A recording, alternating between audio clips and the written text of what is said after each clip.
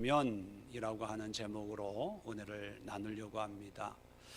우리가 살아가면서 필요한 것들이 많이 있지요. 앞으로 더 필요하고 또 그 필요는 점점 늘어나게 될 것 같습니다. 자, 많은 필요가 있는데 더 중요한 것은 그 가운데 가장 중요한 것은 무엇일까 하는 겁니다. TV를 보면 선전이 많이 나오는데 정말 별의별 선전을 다 하는 것 같아요. 자, 그런 걸 보고 있으면 저거 갖고 싶다, 사고 싶다, 뭐 이런 생각이 드는데 과연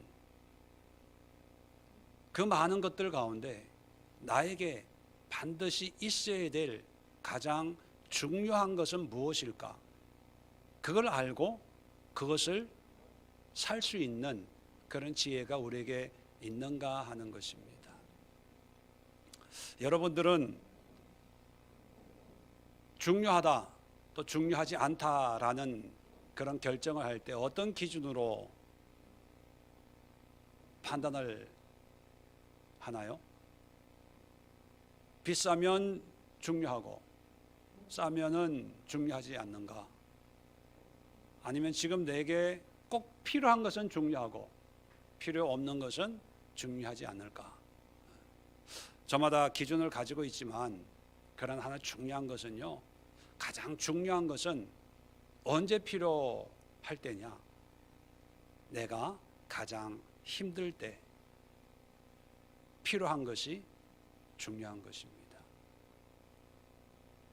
힘들지 않을 때 필요한 것은 사실 있으면 좋고 없으면 또 없는 대로 견딜 수 있거든요.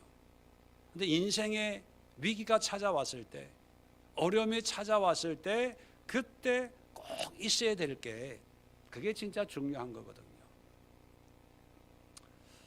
아마 집집마다 금붙이 하나는 다 가지고 있잖아요. 서 권사님 집에 금 있죠? 한 1kg 있나요? 사람들이 금을 좋아해요. 왜 금을 좋아할까요? 색깔이 이뻐서도 아니고 가지고 있으면 복이 굴러오는 것도 아니고 금이나 보석을 좋아하는 이유가, 그걸 귀하게 여기는 이유가 뭐냐면 무슨 문제가 있을 때, 어려움이 생길 때 그걸 환급성이 좋기 때문에 금을 귀하게 여기는 거예요. 내가 아플 때 돈이 없으면 그거라도 팔아서 급하게 쓸 수 있으니까 다 금을 집에 이렇게 묻어 놓는 거예요. 앞마당 뒷마당에 몇 개씩은 있잖아요, 우리. 그죠? 마찬가지로 우리의 신앙에, 우리의 인생에 위기가 찾아왔을 때 그 위기에서 우리에게 꼭 필요한 것은 뭘까? 그게 중요한 거거든요. 그 중요한 그것을 우리가 가지고 있어야 되는데 평소에는 큰 어려움이 없다 보니까 그게 중요한 게 아니라 내 앞에 있는 이 사람의 머리통이 중요해. 이 머리 때문에 안 보이거든요. 이 사람의 말 한마디가 중요해. 말이 나한테 상처를 줬거든요. 이 사람의 행동이 눈에 거슬리는 거예요. 왜요? 내 마음에 안 들거든요. 뭐 이런저런 것 때문에 그게 중요하다고 생각을 하고 거기에 마음을 쏟는데, 과연 내 인생에 어둠이 찾아왔을 때, 위기가 찾아왔을 때 앞에 있는 이 사람의 머리가 크다고 이게 문제가 될까요? 이 사람이 한마디 한 그것 때문에 문제가 될까요? 이 사람이 내게 이렇게 대했다는 것 때문에, 그것 때문에 마음 쓰고 있을까요? 그건 아무 문제가 안 되는 거예요. 기억도 안 날 거예요. 가장 중요한 게 뭘까? 그 중요한 것을 평소에도 늘 가지고 있어야 되는데 평소에는 힘든 일이 없으니까 별로 중요하게 안 여기는 것이 문제라는 것입니다. 오늘 시편 88편은 제가 볼 때 시편에서 가장 암울하고 어둡고 무거운 시편입니다. 물론 성경 시편 보면 뭐 고난 중에 노래하는 노래도 있고 환난 중에 또 죄악 가운데 눈물 흘리면서 회개하는 그런 시편들도 많이 있습니다. 근데 그런 시편들의 대부분은 뭐냐면 처음에는 힘들고 어렵고 고통 가운데 탄식하고 있지만 끝에는 그래도 하나님께 희망을 가져요. 하나님 불쌍히 여겨줄 줄로 믿습니다. 하나님 안에 소망을 난 가지겠습니다. 언젠가는 하나님이 은혜를 베풀어 줄 것입니다. 뭐 이런저런 희망과 기대를 노래하고 있습니다. 근데 이 시편 88편은요 처음부터 끝까지 다 깜깜해요. 희망이 없어요. 소망이 없어요. 18절 제일 끝에 어떻게 끝나냐? 주는 내게서 사랑하는 자와 친구를 멀리 떠나게 하시며 내가 아는 자를 흑암에 두셨나이다. 처음부터 끝까지 다 어둠이에요. 그 내용도 보면 하나님이 응답할 줄로 믿습니다. 어떤 희망, 기대, 소망 이런 게 전혀 없어요.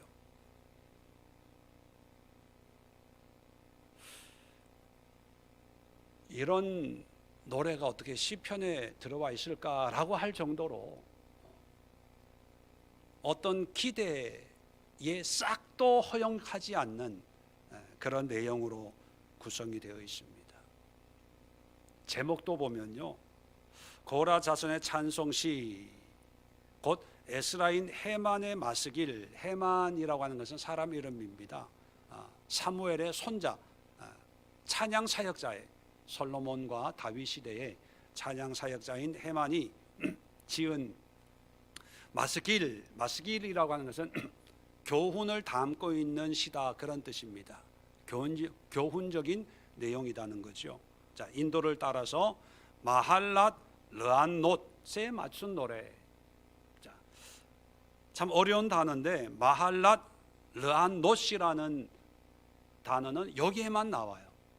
다른 데는 안 나오고 여기에만 나오는데 이게 무슨 뜻일까? 혹시 성경에 보면 작은 숫자가 앞에 있죠. 그 숫자를 따라서 밑으로 내려가 보면 성경 끝에 뭐라고 번역을 해놨나요? 병의 노래라는 뜻이라는 거예요. 병, 질병입니다. 질병. 여러분 질병 걸렸는데 노래할 사람이 있나요?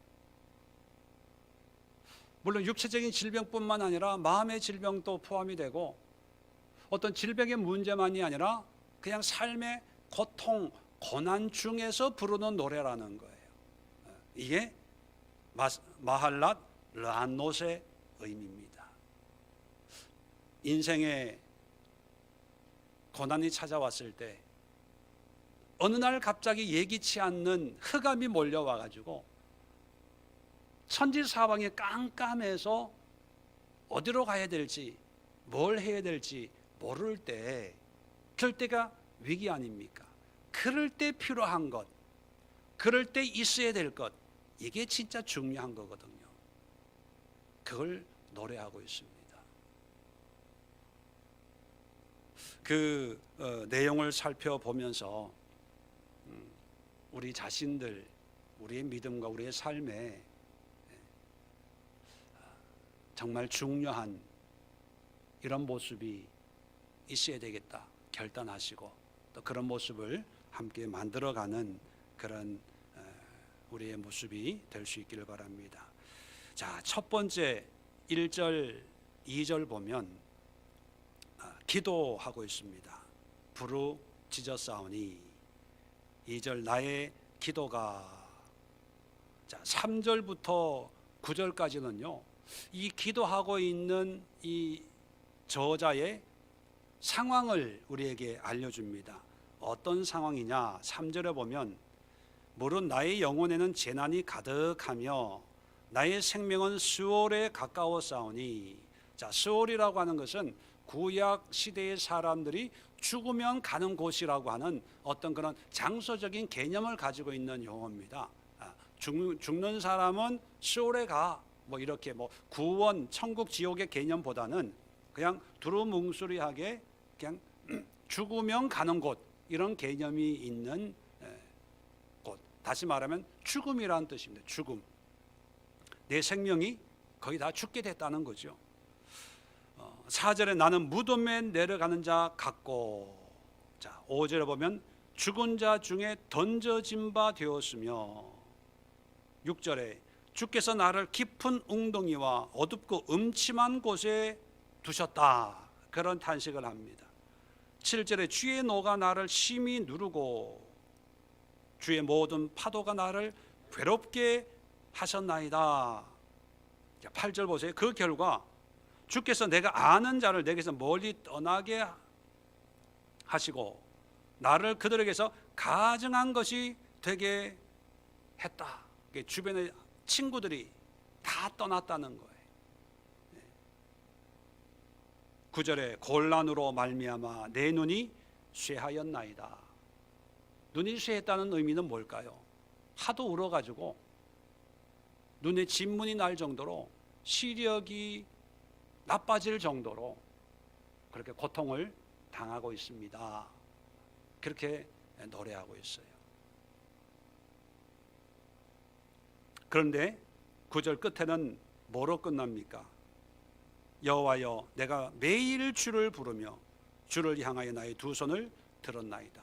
그럼에도 불구하고 매일 기도했다는 거예요. 1절, 2절 기도로 시작해서 9절까지 기도로 마치고 있어요. 근데 그 환경은 죽음이에요. 어둠이에요. 희망이라고는 찾아볼 수 없는. 그리고 그 기간이 15절 보면 이렇게 노래합니다. 내가 어릴 적부터 고난을 당하여 죽게 되었사오며, 이게 하루 이틀의 문제가 아니라 오랜 시간 동안 이런 고난을 겪고 있다는 거지요. 그런데도 뭐 하고 있어요? 기도하고 있어요. 물론 여기 보면 하나님이 나를 치신다는 표현을 해요. 7절에 주의 노가 나를 심히 누르고, 8절에 주께서 내가 아는 자를 내게 멀리 떠나게 하시고, 이제 이 고난이 길어지니까 하나님이 나를 치시는구나, 하나님이 나를 이렇게 힘들게 하는구나, 이렇게 원망 섞인 고백도 하기도 해요. 그런데 처음부터 계속해서 뭘 하고 있죠? 기도하고 있어요. 고쳐달라는 내용의 의미는 없어요. 기도의 내용이 뭐냐면 그저 하나님을 찾고 있는 거예요. 하나님을 붙들고 있는 거예요. 이게 어떤 의미냐 하면 인생의 위기가 찾아왔을 때 가장 중요한 것이 뭐냐? 바로 하나님이다. 그분이 은혜를 주고 안 주고가 문제가 아니라, 내 환경이 변화되고 안 되고가 아니라 나에게 기도할 수 있는 하나님이 있다는 게 힘이라는 거예요.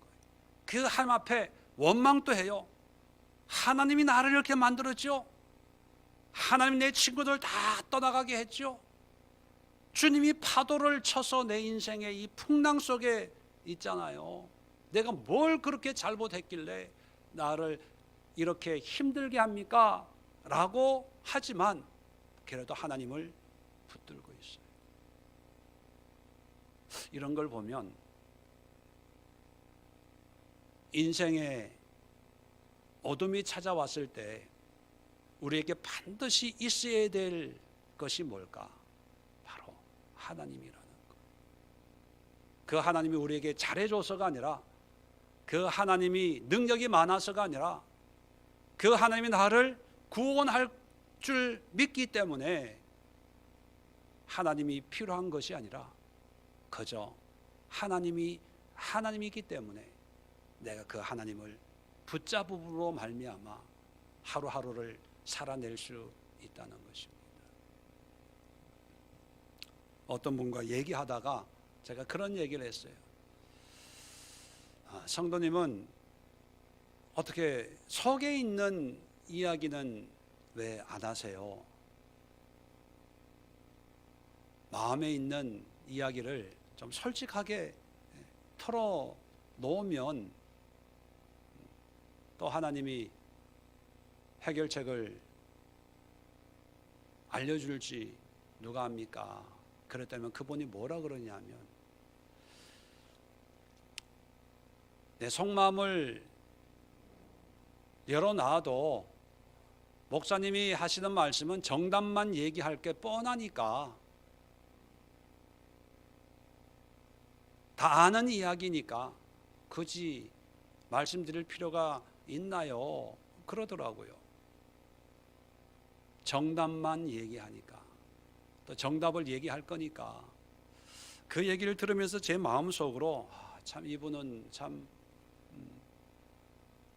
위험한 분이구나, 그런 생각을 했습니다. 왜냐하면 정답만 얘기한다는 그 말에는 정답이 뭔가를 알고 있다는 얘기잖아요. 해답은 알고 있는데 자기가 원하는 것은 정답이 아니라 다른 거라는 거예요. 왜 위험한 분이냐라고 하면 크게 오해하고 있는 것이 있어요. 그게 뭐냐 하면, 아는 것하고 인생의 어려움이 찾아오면 무엇이 가장 중요합니까? 라고 묻는다면 예수님, 딩동댕, 정답. 이것이 마치 신앙의 전부인 것처럼 오해하고 있다는 거죠. 우리는 정답을 아는 것을 목표로 하는 것이 아니라, 신앙은 퀴즈, 장학 퀴즈가 아니잖아요. 정답을 모르는 사람은 정답을 알고, 정답을 알았다면 그 정답에 합당한 삶을 살아내기 위해서 신앙생활을 하는 거예요. 정답 몰라서 알고 싶어서 신앙생활하는 사람은 별로 없습니다. 주일학교에 가서도 한번 물어보세요. 힘들고 어려울 때 필요한 사람이 누구일까 물어보면, 주일학교 제대로 공부한 사람은 예수님, 성령님, 하나님요, 이렇게 대답을 해요. 정답이지요. 그냥 그 정답으로 신앙의 전부가 아니라, 예수님이 우리에게 필요한 줄 알았다면 그 예수님을 만나야 되고, 만나기 위해서는 찾아야 되고, 만나서 예수님의 말씀을 알고 그 말씀에 합당한 삶을 살도록 우리는 부단히 애쓰고 노력해야 되는데, 그게 신앙인데, 그걸 위해서 교회가 있고, 그걸 위해서 목회자가 있고, 그걸 위해서 예배드리고 교회 생활을 하고 있는 건데, 자기는 정답을 알고 있기 때문에 다른 거에 신경을, 다른 거에 관심이 더 많다는 거예요. 그렇게 얘기가 안 되는 거지요. 이 시편 88편 이 저자 입장에서 볼 때 하나님이 누군지 몰랐겠습니까? 하나님이 어떤 분인지 몰랐겠어요? 아마 어렸을 때부터 신앙생활을 하면서 하나님을 믿고 예배하고 기도했을 거예요. 그런데 자기가 겪고 있는 이 오랜 기간의 고통, 흑암의 상황을 하나님은 해결해 주지 않는 거예요. 그렇다고 해서 하나님 정답 아니네요, 하나님을 외면하고 포기하지 않고 그 하나님을 붙들고 지금 또 기도하고 있는 거예요. 언제 응답될지 모르는 그 기도의 제목을 끝까지 하나님께 매달려서 기도하는 거예요. 왜냐하면 하나님은 우리의 지식의 대상이 아니라, 우리에게 우리가 원하는 것을 원하는 대로 응답해 주시는 그런 하나님만이 아니라, 나를 나되게 만드는, 나의 존재의 의미를 주는, 나의 삶의 의미를 주는 그런 분으로 하나님을 바라보고 있는 거예요. 문제에 대한 해답의 하나님이 아니라 존재 그 자체의 하나님을 믿고 그 하나님을 붙들고 있는 거예요. 아마 정답으로 하나님 얘기했다면 벌써 하나님 떠났을 거예요. 왜? 자기의 삶을 보면 정답 아니잖아요. 나에게 이렇게 해서는 안 되잖아요. 이렇게 기도하고 이렇게 믿음으로 헌신했는데 왜 나에게? 아마 난리가 났을 거예요, 하나님 앞에. 그리고 뒤도 안 돌아보고 떠났을 거예요. 그런데 시편 기자는 하나님을요 정답으로 보지 않아요. 존재 그 자체로 보는 거예요. 그 하나님 앞에 나의 모습을 보면서 그 하나님을 붙드는 거예요. 가장 목회하면서 가장 답답한 모습 중에 하나가 뭐냐 하면 기도해도 응답이 없어요. 그런 얘기 들을 때마다 참 마음이 답답해 옵니다. 내가 이렇게 가르쳤나? 왜냐하면 기도해도 응답이 없다는 얘기는 기도하면 응답이 있어야 되는데 그 응답이라는 게 뭡니까? 내가 원하는 대로 이 어둠이 거쳐야 되는데 안 거쳐진다는 생각을 하고 있는 거죠. 만약에 모든 신앙인들이 기도해서 응답을 했다면 어떻게 됐을까요? 근데 현실은 그렇지 않은데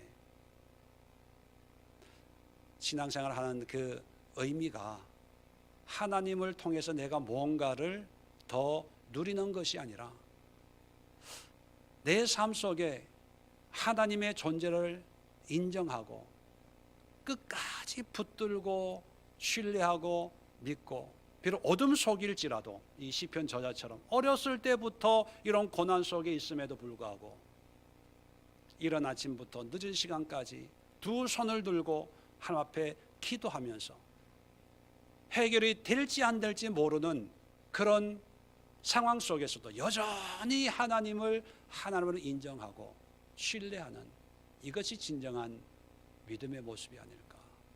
이런 하나님을 우리가 믿어야 되지 않을까. 오늘 어버이날 가족들이 모여서 다 행복하고 즐거운 이야기를 하는, 그리고 선물도 주고 용돈도 드리고 뭐 그런 날 아닙니까? 이런 날 이 시편 88편을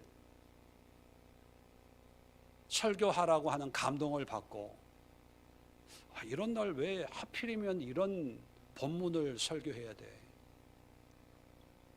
그런 생각을 했어요.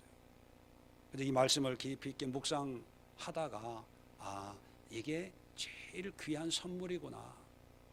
이게 정말 누구나 받아야 될, 줘야 될 선물이구나. 그것은 뭐냐 하면 내가 바라보는 하나님이 아니라 성경이 말하는 하나님, 하나님이 하나님 되심을 보여주는 이런 하나님을 믿으라고, 이런 하나님을 섬기라고 얘기해 줘야 될 때가 바로 가정의 달 아닐까, 어버이날 아닐까. 이런 하나님을 선물하고 이런 하나님을 선물 받아야 될 가장 귀한 보배가 아닐까, 그런 생각을 하고 말씀을 준비했습니다. 여러분, 이런 하나님을 믿으세요. 이런 하나님을 믿도록 가족들에게 선물하세요. 두 번째 10절, 13절 오늘 본문을 보면 그 내용을 보면요, 10절, 12절 계속해서 하나님 앞에 물어봐요. 주께서 죽은 자에게 기이한 일을 보이시겠나이까? 유령들이 일어나 주를 찬송하리이까? 주의 인자하심을 무덤에서, 주의 성실하심을 멸망 중에서 선포할 수 있으리이까? 흑암 중에서 주의 기적과 이즘의 땅에서 주의 공의를 알 수 있으리이까? 이게 뭐냐 하면, 하나님, 내가 죽으면 못하잖아요. 내가 살아야 될 이유가 바로 이겁니다.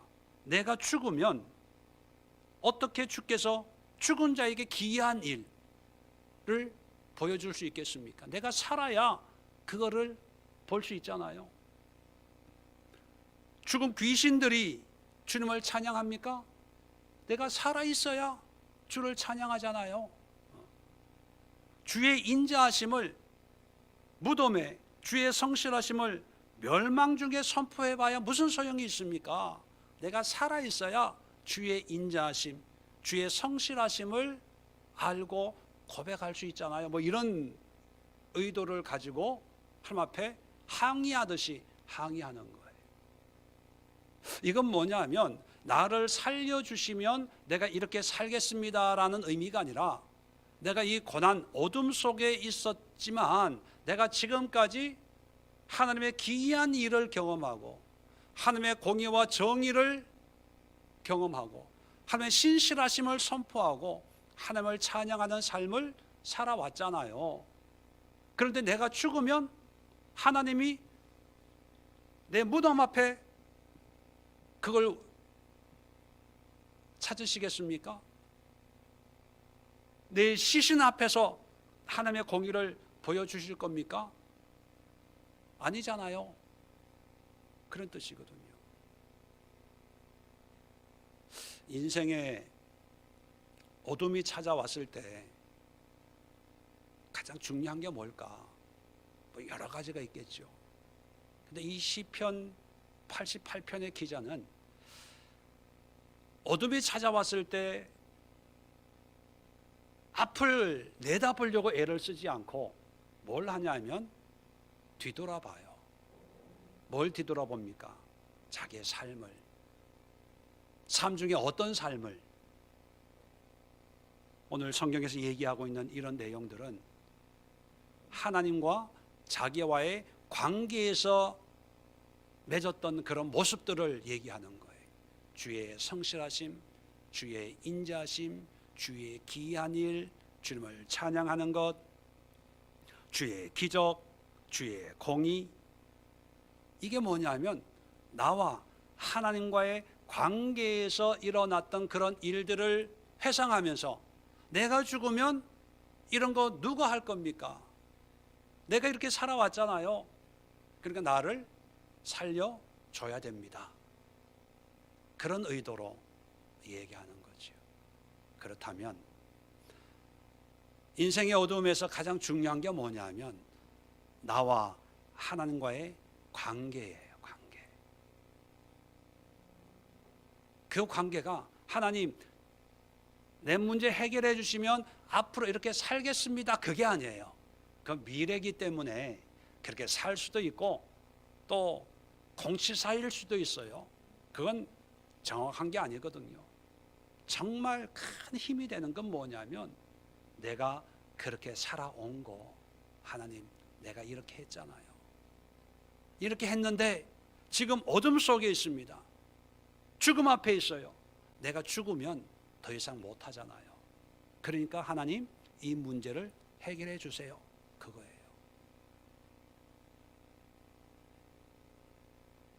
여러분들에게는 어떤 고백이 있을까요? 어느 날 갑자기 어둠이 내려앉기 시작합니다. 점점 어두워져서 사방을 분간할 수 없는 그런 상황이 되었을 때, 앞을 보고 싶어도 볼 수 없고 뭔가 하려고 해도 깜깜해서 할 수도 없을 때, 그 자리에 가만히 앉아서 할 수 있는 거는 뭐냐면 되돌아보는 거예요. 그죠? 과거 되돌아볼 때 뭐 엄마로서, 아내로서, 남편으로서, 가장으로서, 회사 직원으로서, 뭐 교회 성도로서 아마 지나온 삶이 주마등처럼 지나갈 거예요. 주마등처럼.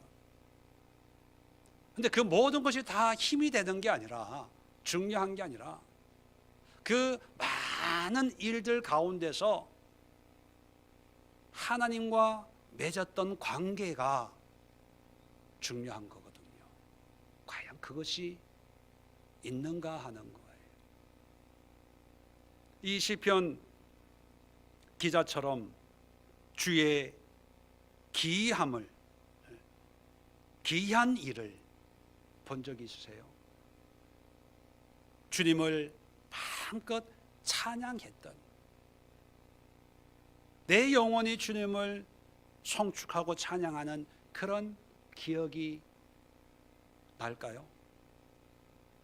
주의 인자하심, 주의 성실하심이 너무 커서 온 세상에 선포하듯이 외쳤던 그런 기억이 날까요? 12절에 흑암 중에서 주의 기적, 하나님이 베푸신 놀라운 간증, 그리고 이즘의 땅에서 주의 공의, 하나님의 의로우심, 신실하심에 대한 그런 감사, 감격이 있나요?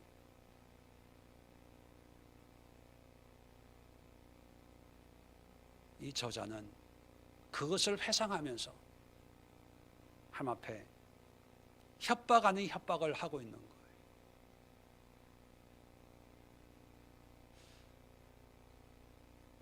아버지로서, 가장으로서 내가 가정을 위해서 얼마나 애를 썼는데 이런 얘기 없어요. 아내로서 자녀 교육에 얼마나 헌신했는데 이런 얘기 없어요. 내가 하나님께 이런 은혜의 시간을 가졌습니다.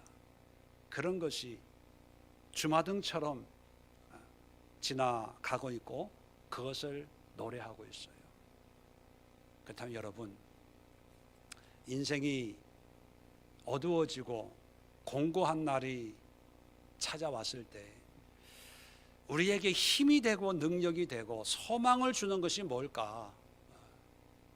주식이 올라가는 것도 아니고 집값 올라가는 것도 아니고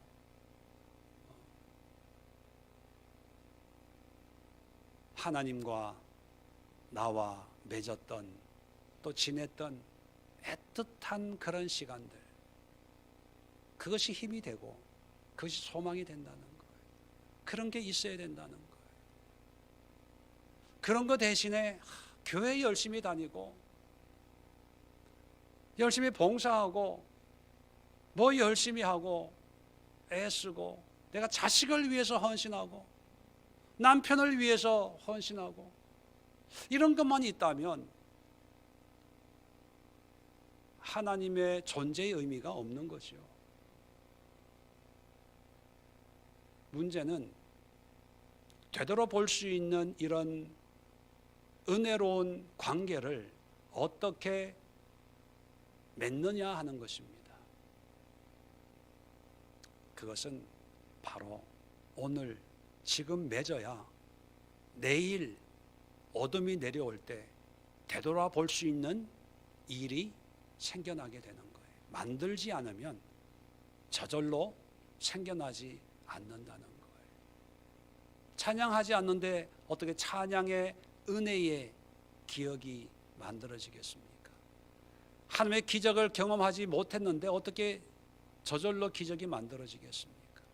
하나님의 신실하심과 하나님의 공의를 맛보지 못했는데 어떻게 저절로 그런 일이 생기겠습니까? 언젠가는 모르지만 어느 날 예고 없이 인생의 어둠이 찾아올 때 되돌아볼 수 있는 일을 언제 만들어요? 지금 만들어야 돼. 지금 내가 예배 드리는 이 예배가 나중에 되돌아볼 때 참 은혜로운 예배였고 예배 드릴 수 없는 환경에 형편에도 내가 이렇게 주님을 예배했습니다. 하나님, 내가 죽으면 이런 예배를 어떻게 드릴 수 있습니까? 얘기할 수 있는 그 예배를 지금 드리는 거예요. 하나님의 신실하심을 지금 맛보는 거예요. 그래서 나중에 언젠지 모르지만 오늘을 생각하면서 하나님, 하나님의 신실하심을 내가 경험했는데 내가 죽으면 누가 이런 하나님을 고백하고 선포하겠습니까? 지금 그 일을 만들어야 돼요. 지금.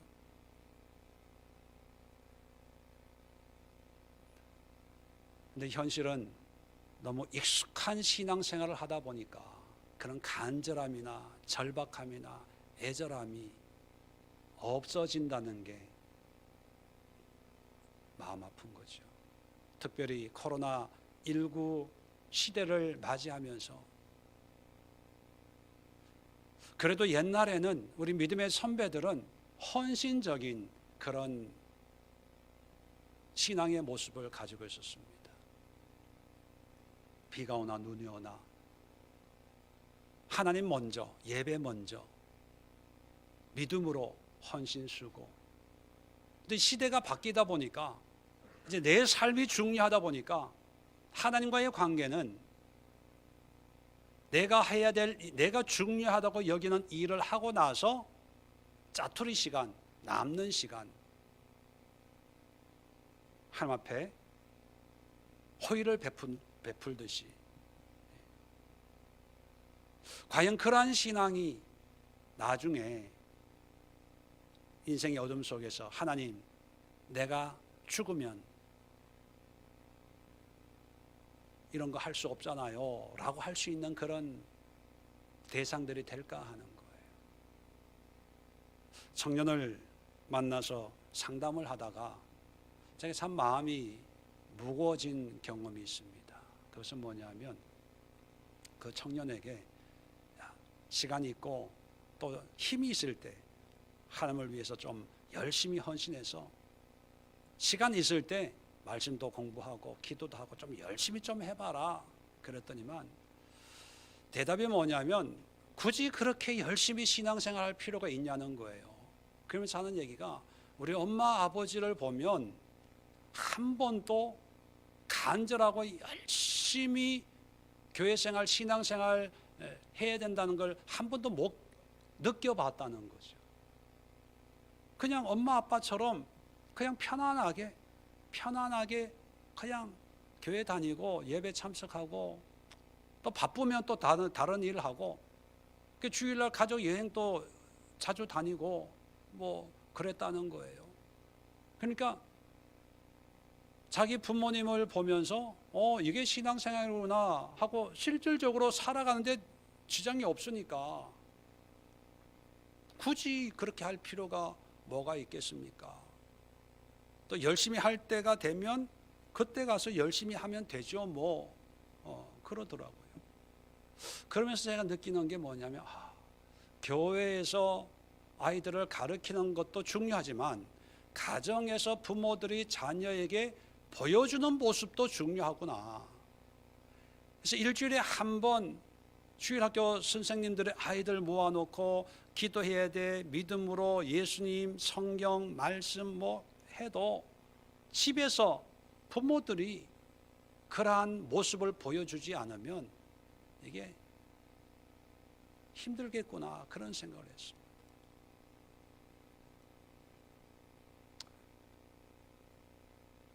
그래서 오전에 일부 예배 때 교사들이 많이 나오기 때문에 그 교사들에게 그런 얘기를 했어요.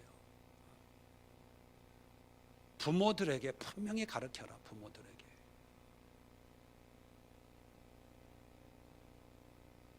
코로나가 끝나면서 아이들이 교회 오기를 싫어해요. 이건 일반적인 현상입니다. 주일학교가 다 위태위태해요. 왜? 교회가 재미가 없으니까.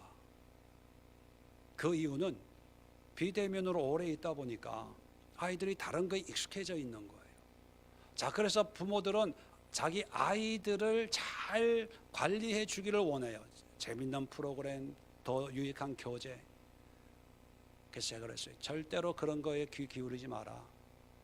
아이들이 교회에 흥미 없는 거는 교재에 흥미 없는 게 아니라 부모들의 문제다. 부모들이 교회 헌신되지 않았기 때문에 부모들이 안 오는데, 부모들이 빠지는데, 부모들이 교회에 흥미가 없는데 아이들이 따라오는 입장에서 교회 재미가 있겠냐? 교회 오는 시간보다 안 오는 시간이 더 많은데,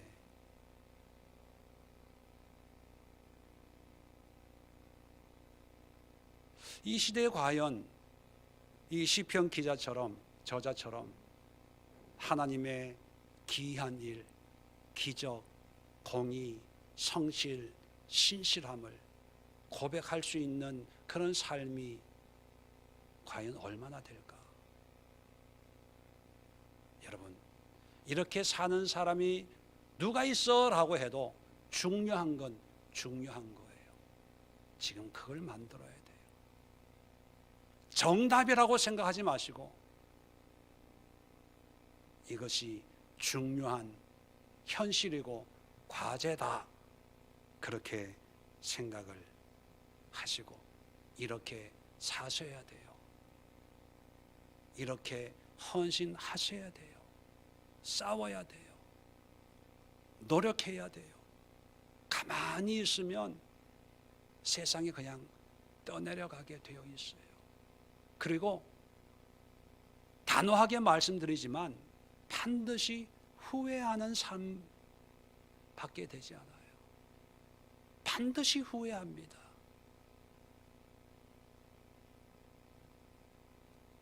이 저자처럼 어릴 때부터 고난이 끊이지 않았어요.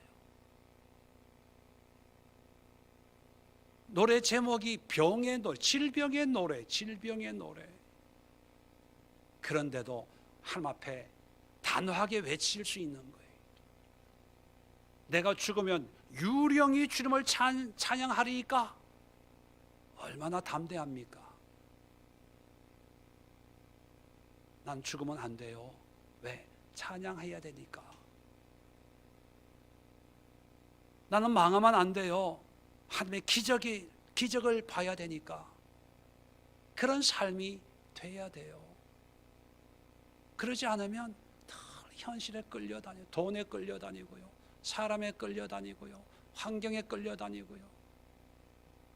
그러다가 인생을 결산하면 다 후회밖에 없어요. 후회. 저희 아들이 5월 13일 날 졸업을 해요. 그래서 졸업식에 못 가겠다 이제 얘기를 하면서 이런 얘기 저런 얘기를 하다가 무슨 얘기가 나와서 제가 그런 얘기를 했습니다. 만약에 또다시 옛날처럼 어떤 선택의 기로에 놓인다면 나는 똑같은 결정을 할 거다. 하나님을 선택을 하고 또 하나님을 위해서 또다시 헌신을 할 수밖에 없다. 나는 그런 얘기를 하면서 마음 한편으로는 그런 생각도 들었습니다. 그냥 하는 얘기인데 아이가 원하는, 그래 미안하다, 또 기회가 있으면 나는 너희들을 선택할 거야. 너희들이 얼마나 소중한지 이제 나이가 드니까 알겠더라. 뭐 이렇게 얘기하면 관계가 좋아지겠지요. 위로가 되겠지요. 근데 그렇게 하지 않았어요. 왜냐하면 지금은 이해가 안 되더라도 나중에 얘도 나이가 들고 믿음이 들어오면 이해가 되겠지. 그래서 또 그런 일이 있다 하더라도 나는 하나님을, 믿음을 선택할 거야. 그러면 속으로 기도했죠. 상처받지 않게 나중에라도 깨닫도록 하나님의 은혜가 임하도록. 그런 얘기하면서도 마음이 불편했지만 그 얘기를 해주고 싶었어요. 제가 뭐 유명한 목사 된 것도 아니고 내노라 하는 그런 교회를 섬기는 것도 아닌데, 그래도 자녀에게 보여주고 싶은 삶은, 그래도 나는 하나님과 함께 하려고 무던히 애쓰는 그런 아빠야, 그걸 보여주고 싶고, 비록 지금은 이해를 못하더라도 그것 때문에 더 상처를 받는 일이 생길지라도 그런 모습이 되고 싶었거든요. 그래서 나중에 내 인생에 어둠이 찾아왔을 때, 이제 뭐 지난 세월을 되돌아보면 주마등 같은 일들이 많이 이제 있겠지요. 자, 그럴 때 하나님 앞에, 하나님, 이럴 때 내가 하나님을 택했잖아요. 다른 건 다 포기하고 주님 선택했잖아요.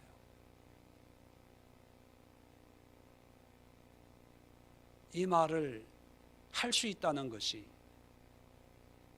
저에게는 큰 힘이고 또 감사한 일이 아닐까, 그런 생각을 하고 있습니다. 여러분, 이러한 삶은 지금 만들지 않으면 안 된다는 겁니다. 지금 은혜를 선택하세요. 믿음을 선택하세요. 하나님의 손길을 선택하시고 하나님의 말씀을 붙잡으십시오. 그것이 어둠을 이겨내는 신앙의 능력이다 하는 것을 기억해 주시길 바랍니다. 세 번째, 14절부터 18절까지 보면 뭐 다는 읽을 시간이 없는데, 14절 보면 여호와여 어찌하여 나의 영혼을 버리시며 어찌하여 주의 얼굴을 내게서 숨기시나이까, 이렇게 기도해도 하나님의 뭐 말 한마디 없어요. 자, 18절 보세요. 주는 내게서 사랑하는 자와 친구를 멀리 떠나게 하시며 내가 아는 자를 흑암에 두셨나이다. 환경이 달라지는 것 없어요. 여전히 어둠이에요. 여전히 똑같아요. 자, 그럼 보통 사람들은 기도 응답이 없다, 또 믿어도 별 수 없네, 믿는다고 해도 안 믿는 사람과 뭐가 달라, 뭐 이렇게 할 수 있잖아요. 왜요? 환경이 달라지는 게 없으니까. 근데 문제는 이 88편의 저자는 환경은 달라지지 않지만 지금 뭐 하고 있다고요? 기도하고 있어요. 누구한테? 하나님께. 아니, 하나님을 버려야 되는데 얼굴도 안 비추는 그 하나님을 지금 수십 년을, 평생을 붙들고 있어요. 이게 무슨 의미일까요? 어떤 사람들은 미쳤다고 그럴 수 있어요. 예수 믿고 망했다고 그럴 수 있어요. 근데 여러분, 환경을 보면 흑암이에요. 사람들은 흑암 속에 있다고 봐요. 근데 이 저자는 환경, 어둠 속에 있지만 어둠 속에 있는 것이 아니라 누구 속에 있어요? 하나님 속에 있는 거예요. 하나님과 함께 하고 있는 거예요. 혼자 어둠에 있다고 생각하지 않고, 환경은 어둠이지만 이 어둠 속에 누가 있어요? 하나님이 계시는 거예요. 하나님이 계시니까 계속 기도하는 거예요.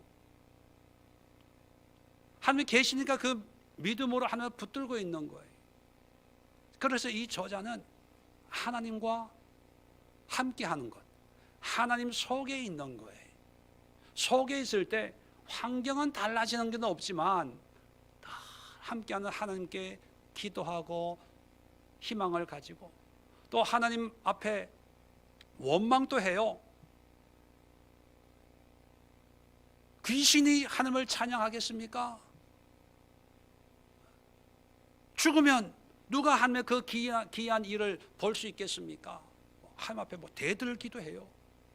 어린아이처럼 떼도 쓰고 어리광도 부리고 막 항의도 하고. 그렇지만 그 모든 것이 뭡니까? 여기 하나님이 계시다는 것을 알고 있는 것이요. 그래서 마지막으로 우리의 인생의 날에 어둠이 찾아올 때 중요한 게 뭐냐 하면 하나님의 임재를 경험하는 거예요. 지식적인 이해의 대상이 아니라 나와 함께하고 있는,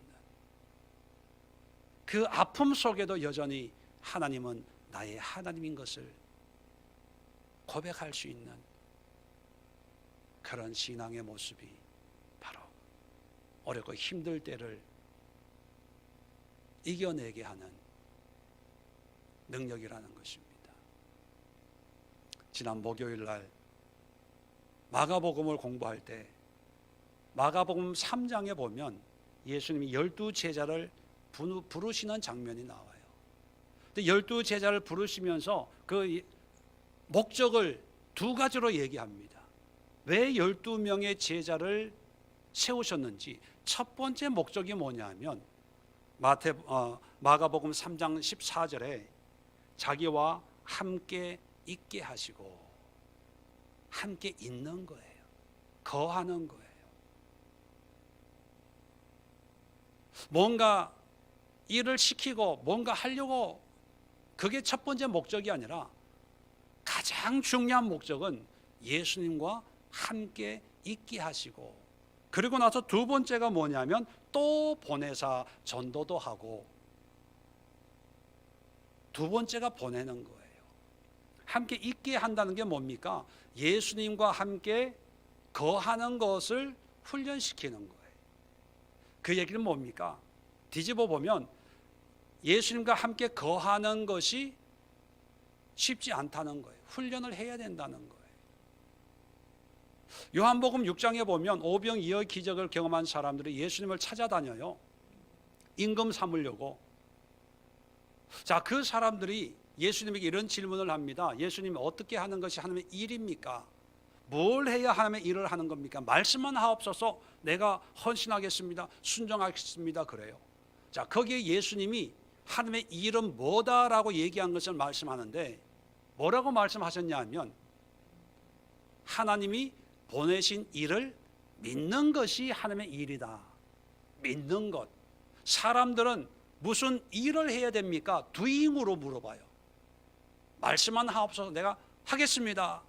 그럴 때 예수님은 doing이 아니라 being, 존재, 상태로 대답을 해요. 그냥 믿는 거야. 믿는 거. 뭘 하려고 하지 마. 그냥 믿어. 여러분, 하나님이 우리를 부르신 것은 우리를 통해서 뭔가 새로운 환경의 주인공으로 만들려고 부른 게 아니라, 물론 그렇게 역사하는 분들도 있지요. 그러나 제일 먼저 뭘 목적으로 불렀냐? 하나님과 함께 있게 하시고 하나님을 믿도록 하기 위해서 우리를 부르신 거예요. 그러면 믿는 거는 어디에서나 믿을 수 있어요. 어둠 속에서도 믿을 수 있어요. 어둠 속에서는 뭔가 할 수는 없어도 가만히 있으면서 믿을 수는 있잖아요. 어둠 속에서 동으로 남으로 북으로 갈 수는 없어도 그 속에 임재하신 예수님을 느낄 수는 있어요. 그걸 먼저 해야 된다는 거예요. 교회 전도에서 오면 간단한 훈련, 새신자반 하고 그 다음에 전도하고 뭐하고 직분 주고 봉사시키고 이러다 보니까 우리가 뭔가를 해야 믿음이 자라고 뭔가 해야 하나님 앞에 바른 모습이라고 하는 그런 고정관념 속에 있는데, 물론 그것도 해야 돼요. 근데 우선순위는 뭐냐면 임재하시는 하나님을 경험하고 그 하나님과 함께하는 훈련을 해야 돼요. 가정에서, 직장에서, 일터에서 그런 훈련을 통해서 때가 되면 하나님이 보내시는 거예요. 일을 시키시는 거예요. 근데 하나님과 함께한 훈련 없이 일만 시켜요. 경험은 쌓이죠. 테크닉은 좋아질 수 있습니다. 근데 하나님과 관계가 없어지는 거예요. 그 결과 인생의 어둠이 찾아왔을 때 내가 뭘 했는지는 기억이 나요. 어릴 때 성가대하고 교사하고 뭐하고 뭐하고. 그런데 내 마음에 하나님이 없는 거예요. 그런 기억들만 남는 거예요. 말씀을 정리합니다. 가정의 달, 참 기쁘고 감사한 달에 시편 88편 가장 어둡고 무거운 본문으로 설교한다는 게 저도 참 부담스럽습니다. 그런데 무겁고 부담스럽다는 게 뭡니까? 그만큼 무게가 있다는 거예요. 중요하다는 거예요. 좋은 게 좋은 게 아니라 정말 중요한 것을 좋아해야 되는데, 과연 우리의 삶에 가장 중요한 게 뭘까? 첫 번째는 하나님을 붙잡아야 됩니다. 두 번째는 뭐냐 하면 하나님을 정답으로만 여기는 것이 아니라 정답이신 하나님과 맺은 관계가 우리에게 있어야 돼요. 여러분에게는 어떤 관계가 남아 있습니까? 교회와의 관계? 목회자와의 관계? 어떤 봉사한 거의 관계? 과연 그것이 하나님과 나와의 친밀한 관계이냐? 여러분 스스로 한번 점검해 보세요. 하나님과의 1대1의 관계가 아니면 아무 의미가 없어요. 의미가 없어요. 힘이 되지 않아요. 다 후회거리만 됩니다. 세 번째는요, 지금 이곳에서 하나님의 임재를 경험하는 거예요. 평생을 기도해도 환경은 안 바뀌어요. 그래도 거기에 하나님이 계세요. 거기에 계신 하나님과 한번 깊이 있게 교제해 보세요. 간절히 기도하고 믿음으로 매달리고, 때로는 울기도 하고 통곡하기도 하고, 때로는 원망도 하세요. 내 꼴이 뭡니까? 언제까지 이 어둠 속에 내팽개쳐 두려고 합니까? 내 친구들 다 떠났잖아요. 나만 혼자 있잖아요. 왜? 성경 말씀이 그대로 있거든요. 그래도요, 그것이 뭐냐? 나와 함께하는 하나님과의 관계예요. 관계. 그런 관계를 맺으면서 하루하루 살아갈 때 어떤 어둠 속에서도 하나님 한 분만으로 기뻐하고 감사할 수 있고, 하나님 손 붙들고 그 어둠을 걸어갈 수 있는 그런 삶의 주인공이 될 수가 있을 줄로 믿습니다. 기도합니다. 아버지 하나님, 5월 가정의 달, 특별히 오늘은 어버이날, 어버이 주일입니다. 가족들이 정말 가장 사랑하고 존경하는 분들을 만나서 또 마음을 표현하고 선물을 주고받고 하는 그런 날입니다. 그렇다면 가장 중요한 분, 소중한 분들에게 가장 중요한 것을 주고 싶은데 그것이 뭘까요? 봉투 속에 있는 물질이 아니라, 포장지에 쌓여 있는 물질이 아니라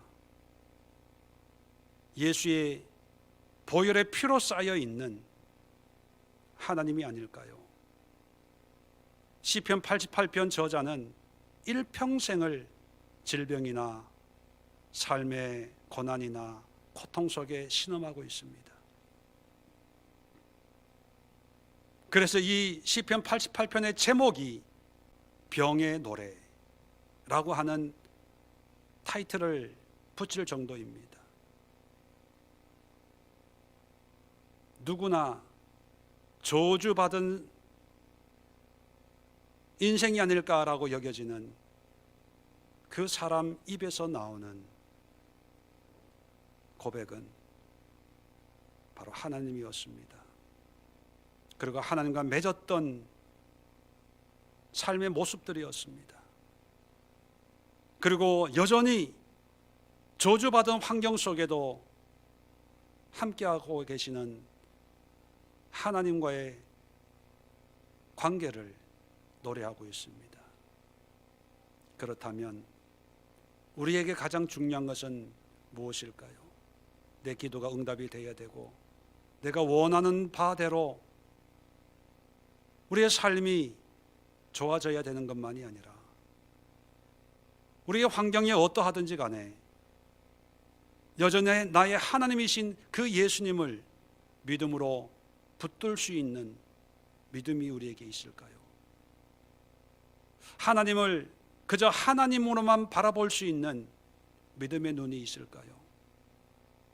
하나님이 나에게 무엇을 해줬냐, 어떻게 역사했냐, 인도하셨냐 상관없이 하나님은 여전히 나의 하나님입니다 라고 하는 믿음의 고백이 우리에 있기를 원합니다. 그리고 그 하나님과 깊은 인격적인 관계를 맺어가기를 원합니다. 하나님의 기이한 일을 보게 하시고 주님을 마음껏 찬양하게 하시고 하나님의 인자하심과 성실하심을 날마다 선포하게 하시며 주의 기적과 주의 공의를 사람들에게 고백하는 이러한 삶이 결국에 우리를 우리 되게 하는 보배와 같은 삶임을 믿습니다. 시간이 갈수록 어둠은 더 짙어질지라도 어둠 속에 있다고 생각하는 것이 아니라 어둠 속에 계시는 하나님과 함께하고 있음을 느낄 수 있는 그런 믿음과 영성이 우리에게 임할 수 있도록 은혜 베풀어 주시옵소서. 이제는 우리 주 예수 그리스도의 은혜와 하나님 아버지의 크고 놀라운 사랑하심과 성령의 교통하심이 오늘 말씀을 들고 우리의 삶의 현장, 우리의 오늘이라고 하는 시간 속에서 가장 중요한 인생의 보화를 하나씩 하나씩 만들어 가기로 결단하는 우리 성도님들과 가정과 직장과 일터와 우리가 살아가고 있는 이 세계 열방 그리고 전쟁, 기근, 질병, 고통 가운데 신음하는 모든 영혼들 위해 영원까지 함께하옵시기를 간절히 축원드리옵나이다. 아멘.